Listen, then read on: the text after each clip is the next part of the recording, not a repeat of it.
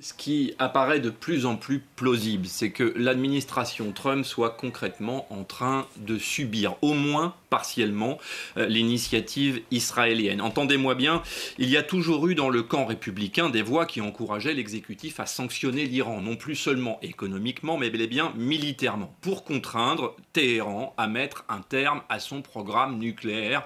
Après, on le sait, des décennies de négociations qui, même si elles ont été proches d'aboutir, se sont toujours traduites par un uranium iranien toujours plus enrichi. Donald Trump, on le sait, a une obsession, rester dans l'histoire comme un faiseur de paix. Ce à quoi, jusqu'à présent, il n'est pas arrivé, en tout cas pas en Ukraine. Or, maintenant, il doit faire face à une nouvelle guerre qu'il n'a pas déclenchée dans une région où son pays est théoriquement le plus influent.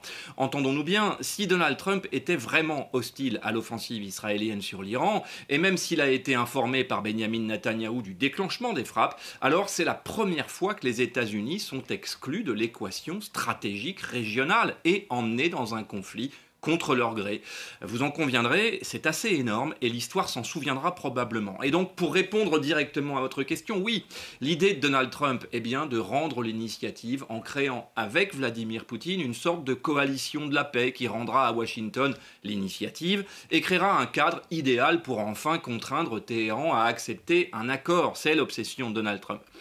Quelque chose qui dirait en quelque sorte aux mollahs, renoncez à votre programme ou nous laisserons Israël vous détruire. Avec ce nouveau front, Mathieu, Donald Trump replace par ailleurs Donald Trump pardon, replace Vladimir Poutine au cœur du jeu diplomatique. Oui, c'est effectivement donner beaucoup de valeur à la voix de Vladimir Poutine. Le deal que propose Donald Trump, en quelque sorte, c'est le deal des grands frères. Moscou parle à Téhéran pour la raisonner, Washington parle à Israël. La manœuvre est assez habile puisqu'elle donne à Vladimir Poutine exactement la place qu'il réclame, c'est-à-dire un rang d'égalité, ou presque d'égalité diplomatique en tout cas, avec les États-Unis.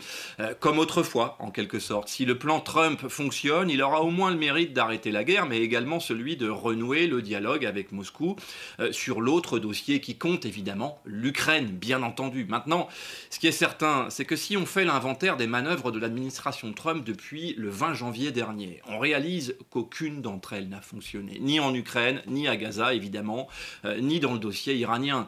Tout au plus, ce que l'on constate, c'est un tâtonnement de diplomates de circonstances qui, jusqu'à présent, ne sont parvenus qu'à éroder la parole diplomatique américaine pour la plus grande joie de Moscou et évidemment de Pékin, qui, en silence, ne cesse pas de compter les points.